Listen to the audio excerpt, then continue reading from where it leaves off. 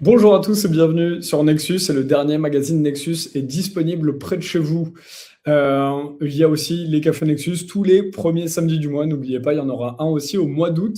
Venez avec grand plaisir. On fera des ateliers pour essayer de penser le monde de demain. Et justement, pour penser le monde de demain, on voulait aller sur un sujet pour essayer de comprendre un petit peu mieux ce qui se passe au Moyen-Orient. On a vu les attentats en Syrie au début du mois de juillet. Et donc, on voulait recevoir Adnan Azam, qui connaît très bien la Syrie et qui est un écrivain syrien, et qui voulait notamment et nous aider à y voir plus clair sur qu'est-ce qu'on appelle un terroriste au Moyen-Orient. D'où est-ce qu'ils viennent? D'où sont vraiment ces terroristes? Est-ce qu'ils sont vraiment purement des terroristes simplement politiques ou est-ce qu'il y a des conflits d'intérêts économiques derrière? Alors, on va essayer de se poser toutes ces questions-là. Adnan, bonjour et merci d'être là. Et qu'est-ce qui est important pour toi à dire sur ce sujet-là aujourd'hui? Oui, bonjour Romain. Je vais commencer avec un petit mot de remerciement à Nexus pour leur magnifique festival. Et je remercie l'équipe de Nexus de m'avoir invité pour dédicacer mon livre Les Français vivent en arabe. C'était absolument super. Ça m'a permis de voir à quel point les 3500 personnes qui sont venues, ils sont attachés aux valeurs que nous défendons. Donc ça, c'est le premier mot. Le deuxième mot, aujourd'hui, le 15 juillet, et hier, le 14 juillet, c'était le premier anniversaire de massacre, le premier anniversaire de massacre de ma région, de mon peuple druze, dans le sud de la Syrie. L'année dernière, le 14 et le 15 juillet, les milices, les terroristes de Jolani qui actuellement dominent la Syrie, ils ont quitté Damas vers le sud, à 100 kilomètres de Damas vers le sud sur la route de la Jordanie, et ils sont arrivés dans ma région, une région paisible, une région désarmée, et puis ils ont massacré dans l'espace de 2 jours, exactement à 48 heures, et ils ont massacré 5000 personnes, et ils ont occupé jusqu'aujourd'hui 36 villages de ma région. La région fait 132 villages. Donc, jusqu'aujourd'hui, ils sont dans les 36 villages. Ils ont carrément obligé les habitants de ces villages de partir. Donc, c'est la raison pour laquelle je me suis permis de t'appeler l'autre jour pour te dire que j'aimerais tellement qu'on parle de la visite de Emmanuel Macron en Syrie. Tu vois, je vais parler de cette manière tellement simple, tellement humain, pour rendre cette interview, cette rencontre, quelque chose d'utile et n'est pas jouer le grand invité de grandes chaînes de télévision. Donc, parlons humain, parlons vrai, et comme ça arrive entre les oreilles des gens. Alors, pour d'abord donner un tout petit percée historique du terrorisme, le terrorisme existe dans toutes les populations de la Terre. Il n'y a pas un seul peuple sur Terre qui n'a pas à son tour exercé le terrorisme ou le crime de guerre. Ça existait entre les catholiques et les protestants, ça existait entre les tribus juives entre elles, ça existait entre les sunnites et les chiites dans l'islam depuis la mort du prophète Mohammed, donc depuis 1400 ans.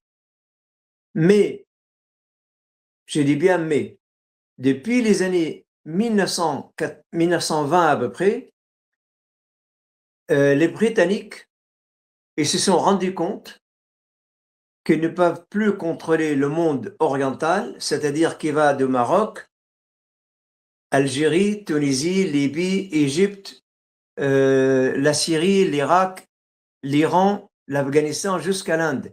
Cet espace, Romain, je le fais tout à cheval. Hein. C'est-à-dire, elle s'étend sur à peu près 15 000 kilomètres. Tout ça, c'était sous contrôle britannique. Tu t'imagines? C'est pour ça qu'on l'appelait l'Empire où le soleil ne couche jamais. Tu vois, c'est-à-dire, c'était un empire où il y a toujours du soleil. Ça veut dire, si c'est pas au Maroc, ça sera en Inde. Et là, l'Empire britannique, vu qu'ils sont très peu, les Britanniques, ils ont décidé, ils ont inventé d'utiliser les autres pour faire la guerre à leur place. Et là, ils se sont appuyés sur les idées extrémistes dans ce qu'on appelle les islamistes extrémistes. Je précise d'abord que l'islam n'a rien à voir avec ça. L'islam, comme n'importe quelle religion, elle était accaparée à un moment donné par un groupe, par un noyau dur que l'ont vraiment orienté vers autre chose que les vraies valeurs pour lesquelles elle était venue ou elle existait. Donc les Britanniques, ils ont profité de ces gens-là, des extrémistes islamistes, et ils ont commencé à les entraîner, et ça a commencé avec en Égypte en fait. Et puis après, il s'étend vers la Syrie et le reste du pays. Alors, la première fois qu'ils ont utilisé ça d'une manière très sérieuse, c'était justement au moment de l'indépendance des pays arabes. Tous les pays arabes, ils étaient sous contrôle, soit britannique, soit français, et ils ont tous commencé à avoir leur indépendance à partir des années 1940. Entre 1940 et 1962, la totalité des pays arabes, ils ont pris leur indépendance. Mais c'était une indépendance fantoche, en fait. C'était juste de façade. On dit que c'est la fête nationale, mais il y a toujours ce qu'on appelle le gouvernement de l'ombre, ce qu'on appelle l'État profond. Maintenant, tout le monde utilise ce terme qui est à la mode. C'est quoi l'État profond? Si je te dis par exemple un exemple, quand la France a quitté la Syrie en 1946, ils avaient quelques hommes qui étaient absolument plus royalistes que le roi.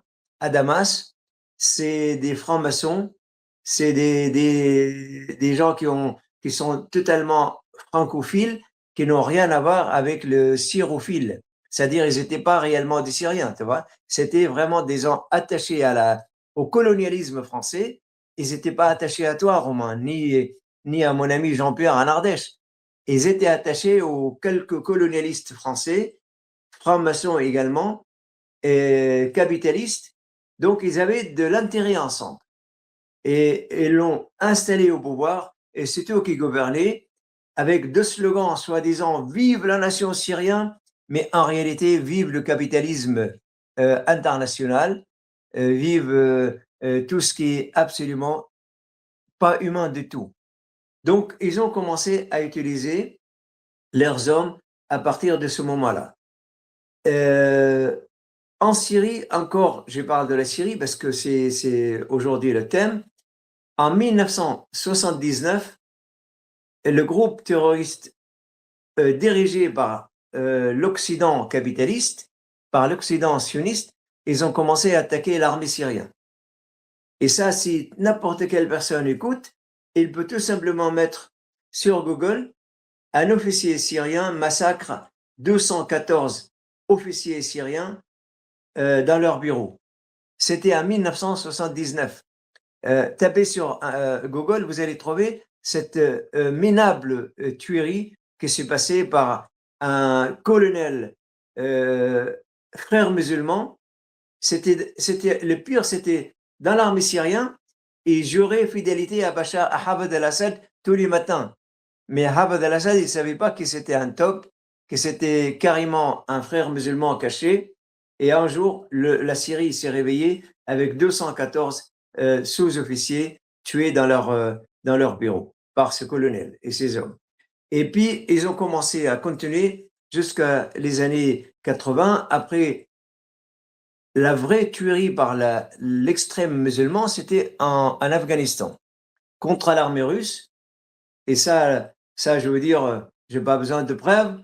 Ils ont tué des centaines de soldats de l'armée russe. Et tout ça, c'était absolument dirigé principalement par les Britanniques. Mais à partir de la Deuxième Guerre mondiale, les États-Unis ont mis la main sur les biens de deux empires britanniques et français. Et là, les États-Unis ont trouvé un autre allié, un allié de taille à partir de 1948, c'est Israël. Donc les intérêts, je suis en train de parler, je veux dire des chiffres, hein, pas des, je ne suis pas en train de dire je suis contre Israël, je suis contre... Non, ce sont des effets réels et réalistes. Et n'importe quelle personne, il peut vérifier et puis il peut trouver exactement ça. Donc les États-Unis avec le jeune État israélien, ils ont commencé à mettre des moyens colossaux, des milliards de dollars pour organiser la guerre terroriste, habillée de l'extérieur avec soi-disant l'islamisme.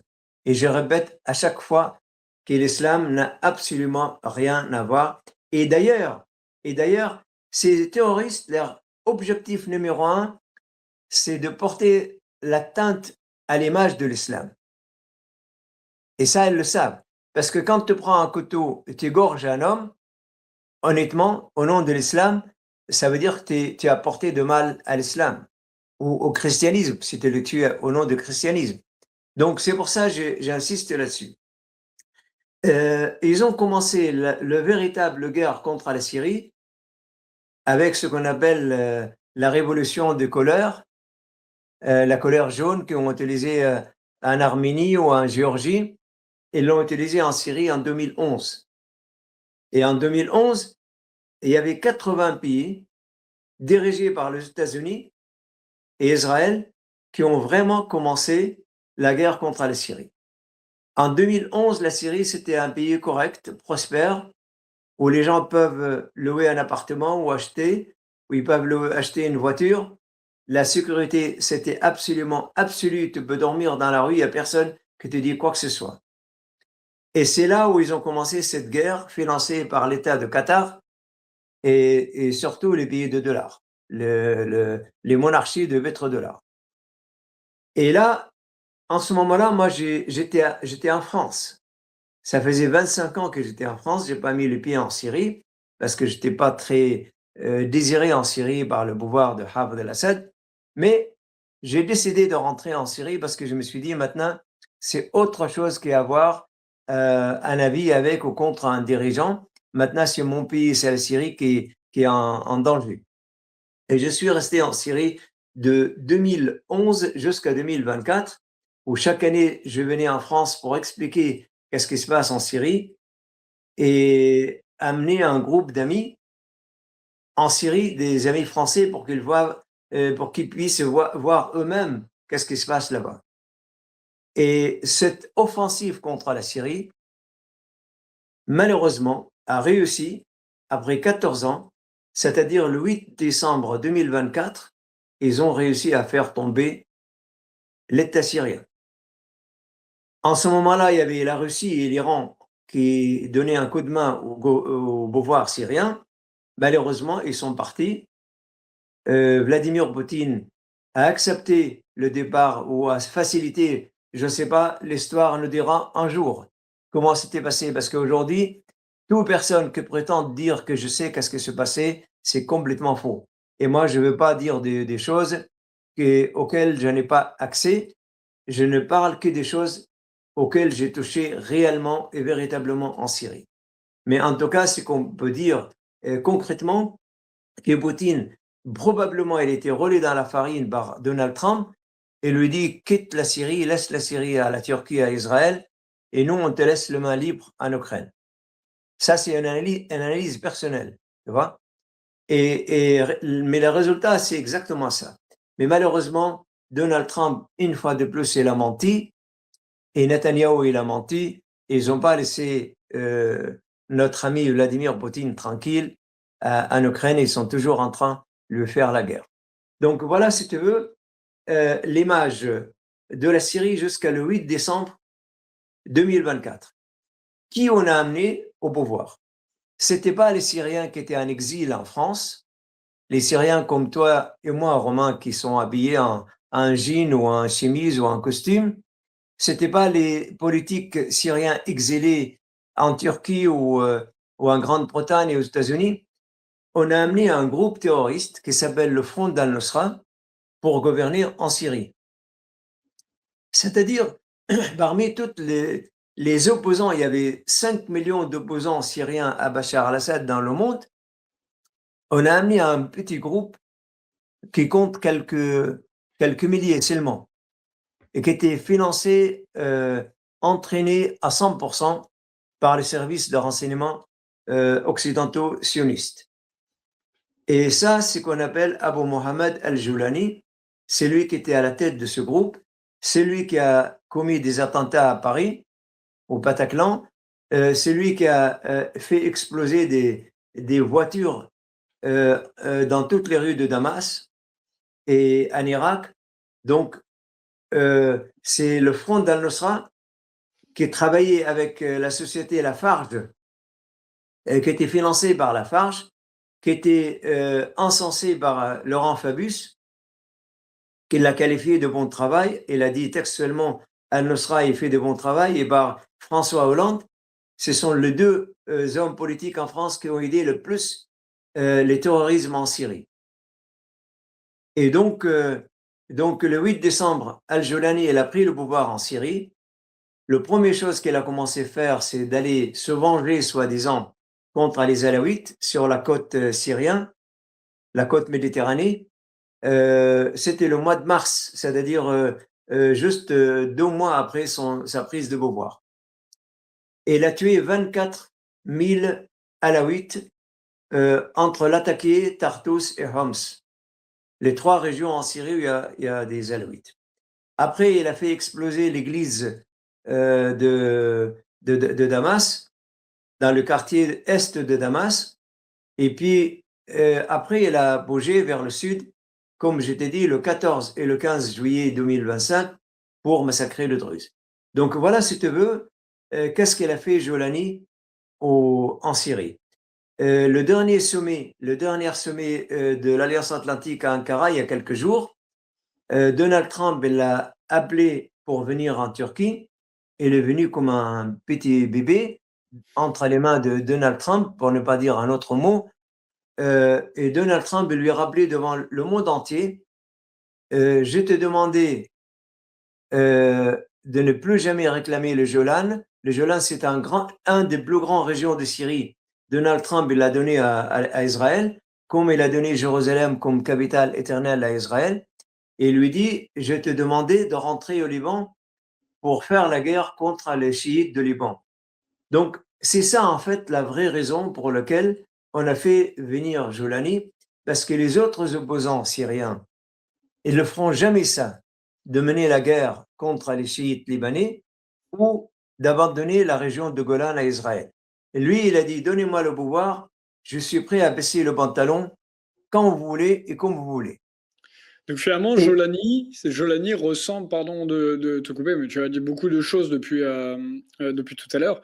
C'est donc là, Jolani, dans ce que tu vois, est quelqu'un qui a été fait par l'Occident et qui aujourd'hui a réussi à venir au pouvoir et est une marionnette parfaite qui est contrôlée et contrôlable par l'Occident. une fabrication totale, une fabrication vraiment de A à Z. Jolani, si tu veux, au début, il a quitté la Syrie, soi-disant pour aller en Irak, pour combattre contre les Américains en Irak. Et là-bas, tu sais, les chasseurs de tête, parce que tous les services de renseignement, ils cherchent. Aujourd'hui, ils sont en train d'écouter cette interview. Il se peut qu'ils disent, voilà, on va voir si Romain ou Adnan, on ne peut pas le coopter pour qu'il travaille avec nous. Tu vois? Donc, mais vu, ni toi ni moi qu'on est prêt à tuer des gens, on ne sera absolument pas, je veux dire, d'accord d'être coopté par des forces de mal pour tuer les gens. Jolani, il a accepté d'être coopté par les services britanniques, le M6, et c'est eux qui l'ont entraîné. Jusqu'aujourd'hui, ils sont au palais présidentiel pour lui apprendre comment on parle, comment on s'assoit, comment on donne un aperçu d'un chef d'État. Donc, il est entraîné jour et nuit par les Britanniques et d'une manière générale l'Occident sioniste pour apparaître comme un chef d'État. Et rappelle-toi, quand il était à Washington, le président Trump lui parfumé avec de parfums spéciaux et lui dit ça, c'est pour que tu te rappelles toujours de notre parfum. Le message est clair. Notre parfum, c'est quoi le parfum de Trump?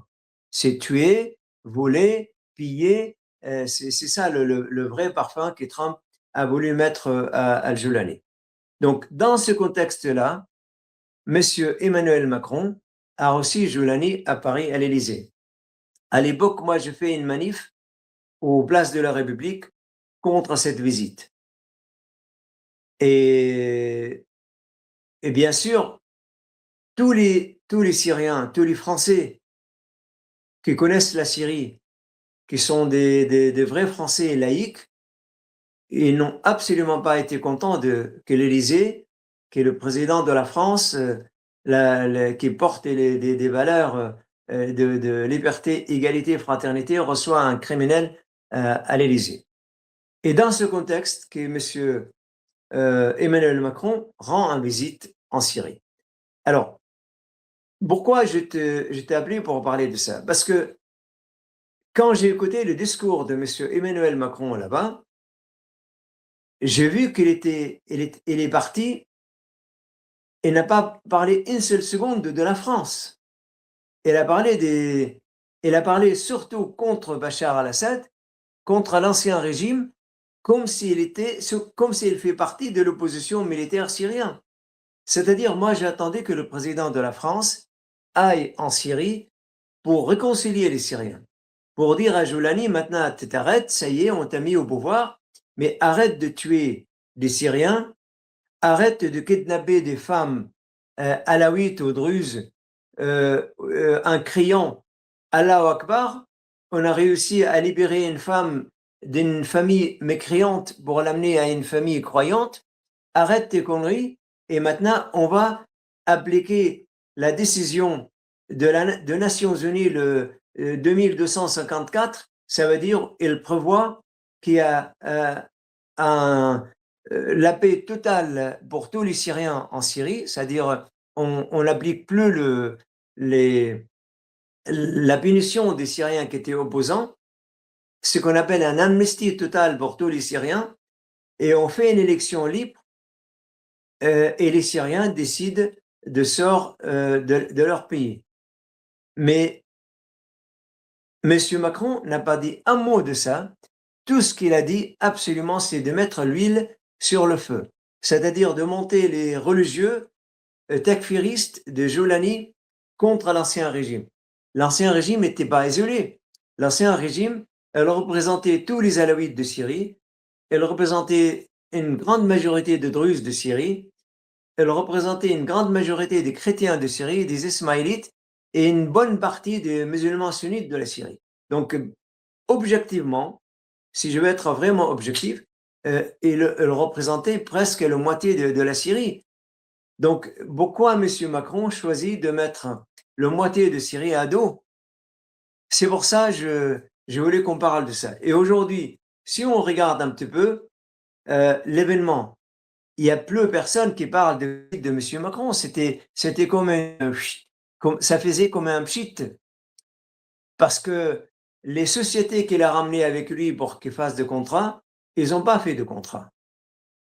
Le lendemain, la Turquie a fait exploser quelques petites dynamites et les sociétés françaises, tu sais que le capital, par définition, le capital est lâche. Tu ne donnes pas ton argent dans un pays où on explose des bombes à côté de l'hôtel du président français qui vient en visite. Donc, ce qui fait que cette visite, vraiment, était caduque. Et elle était pchit, il n'y a rien, elle n'a pas d'effet. C'est pour ça, aujourd'hui, la France, j'espère que dans ce cadre je veux dire de l'élection présidentielle en France, j'espère qu'on parle de la France internationale. J'espère que les candidats aux élections présidentielles seront à l'auteur de parler de la France internationale, de la France de Général de Gaulle. Et d'ailleurs, si tu me permets de faire un petit peu donner quelques informations, moi j'organise, comme je suis un candidat aux élections présidentielles, mais que personne ne me prend au sérieux, parce que ils savent que je ne vais pas obtenir 500 signatures. D'ailleurs, j'ai écrit un article, j'ai critiqué cette méthode facho, pas du tout démocratique. C'était Valéry Giscard d'Estaing qui a inventé ça, et après c'est François Hollande qui l'a appliqué à la virgule. Et donc, comme si le président français il est élu par 500 maires de villes en France. Tu vois? Donc, moi, j'organise fin septembre, début octobre, pendant 10 jours, une marche.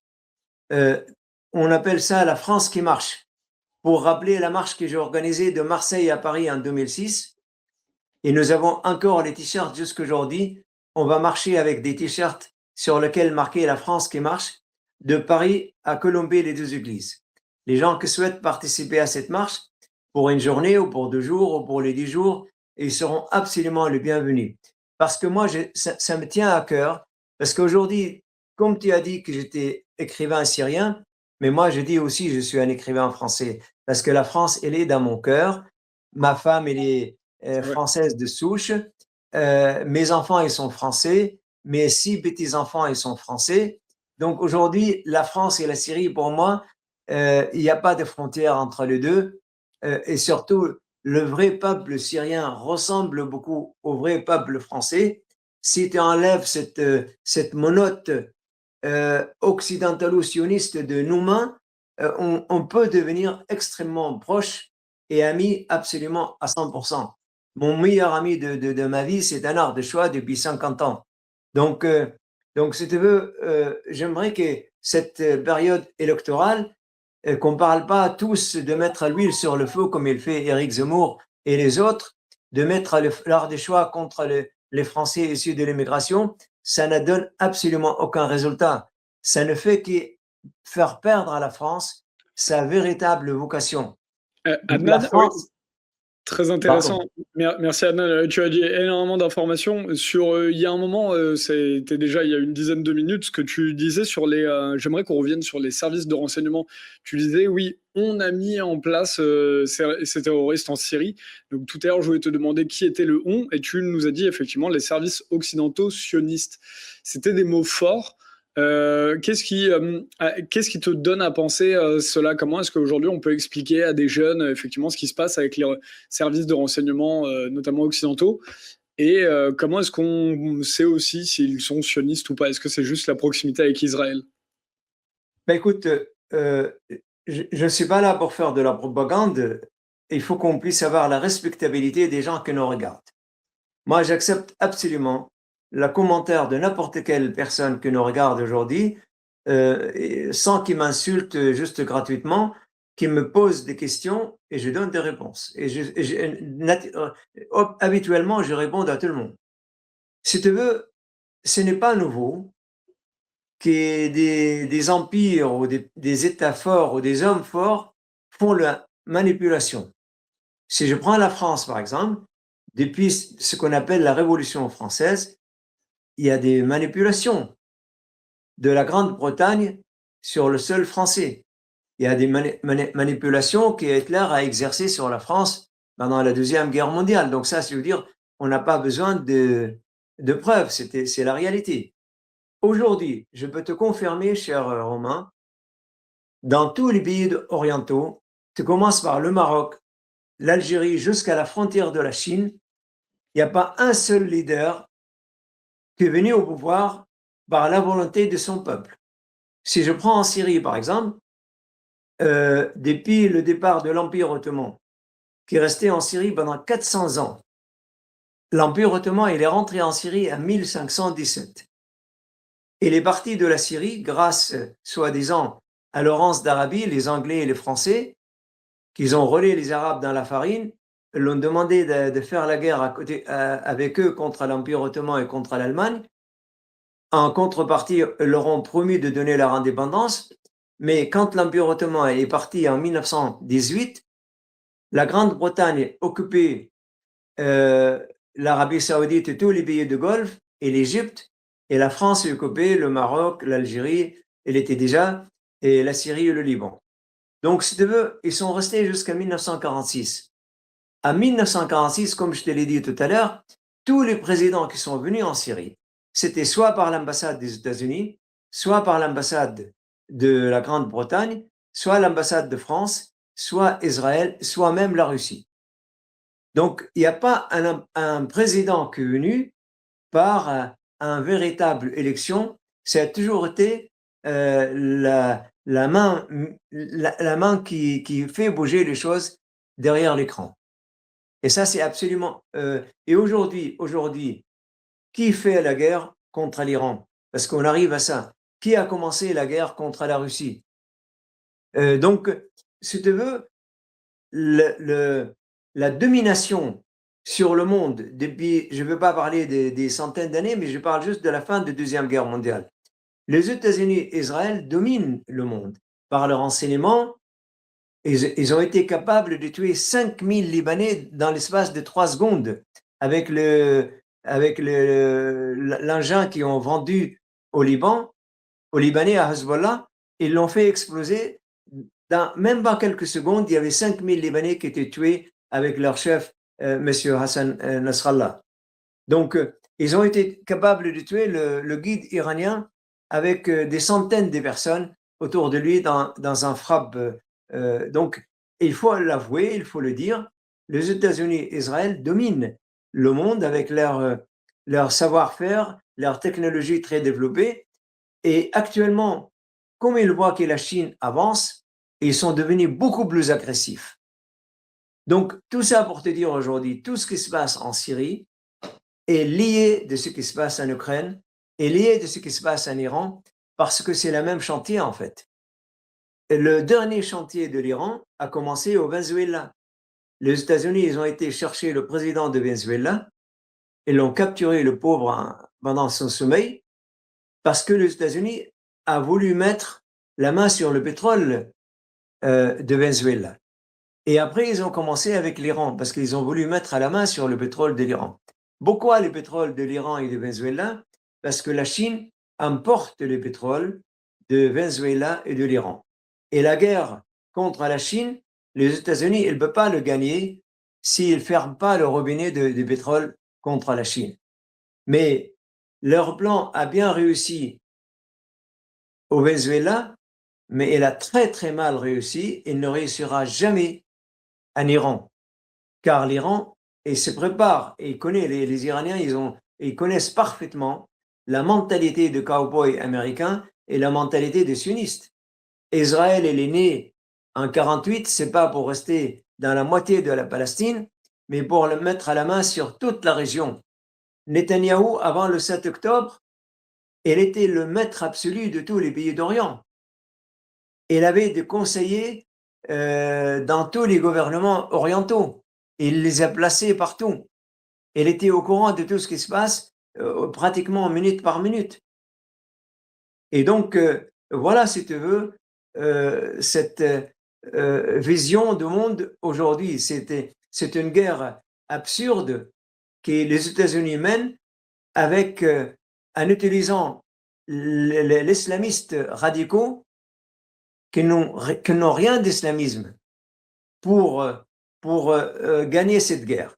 Et Donald Trump, il l'a dit d'une manière tellement claire et nette et précise. Il a dit, je suis déçu, j'ai distribué des tonnes et des tonnes d'armes en Iran pour les collaborateurs des États-Unis et d'Israël, mais qu'ils n'ont pas su l'utiliser. Mais en réalité, ce n'est pas qu'ils n'ont pas su l'utiliser, l'Iran les a frappés avant qu'ils commencent, parce qu'ils allaient l'utiliser. Mais l'Iran, il les a frappés d'une manière très nette avant qu'ils commencent. Ils étaient informés que leur offensive allait commencer. Et Al-Jolani en Syrie, elle attend le jour J pour qu'elle fonce sur le Liban pour anéantir le chiite de Hezbollah. Et donc, comme ça, c'est la seule raison pour laquelle on l'a fait venir au pouvoir. Voilà, si tu veux, une image globale de ce qu'on est en train de vivre aujourd'hui. Voilà ce qu'on attend de la France aujourd'hui, pendant cette période électorale, vraiment de trouver des vrais candidats qui comprennent ce qui se passe dans le monde. Il y a 2 chantiers aujourd'hui en France pour un vrai candidat aux élections présidentielles.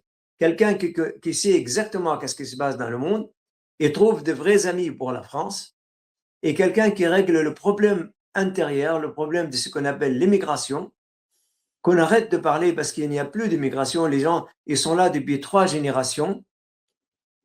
Et il suffit d'aller dans n'importe quelle administration, dans n'importe quel aéroport, dans n'importe quel hôpital en France. Donc aujourd'hui, il n'y a plus un problème d'immigration. C'est un problème uniquement dans la tête de quelques extrémistes en France qui sont complètement aveugles, qui n'ont aucune vision du monde. Moi, je suis pour qu'on dise la France d'abord, mais pas pour dire les États-Unis d'abord, pas pour dire Israël d'abord, pas pour dire la Grande-Bretagne d'abord. Quand on dit la France d'abord, tous les problèmes seront réglés. Parce que, les objectifs de la France ne sont pas contraires aux objectifs des Français issus de l'immigration, ni des pays arabes. Le général de Gaulle, c'est un des plus grands bonhommes que la France a connu dans ce siècle dernier.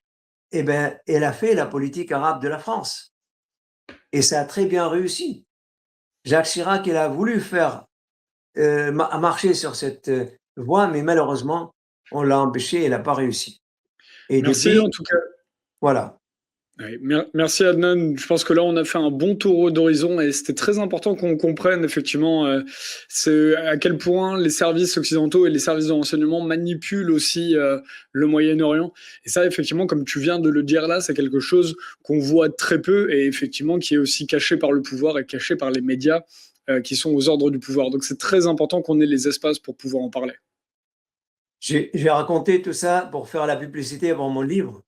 Dans mon livre dernier, Les Français vivent en arabe, c'est un petit livre qui coûte 15 euros chez Amazon, mais c'est vraiment rempli des informations.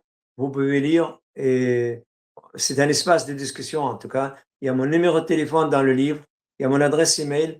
J'attends votre participation à la marche, la France qui marche de Paris à Colombey-les-Deux-Églises, fin septembre, début octobre. Alors il y a une date ou pas encore là du coup là-dessus? Je pense qu'on va commencer le samedi 26 septembre Ok. et je vais porter le logo de Nexus. Avec grand plaisir. Et alors, magazine Nexus, tu viendras aussi avec voilà, le dernier si tu veux. Hein. Ça sera plus celui-là en septembre. Mais... Impeccable. Merci beaucoup, Romain. Merci Adnan, c'est un plaisir et tu reviens quand tu veux nous parler effectivement de ça, qu'on puisse comprendre ce qui se trame justement dans les coulisses du Moyen-Orient et notamment de la Syrie. À bientôt. Salut.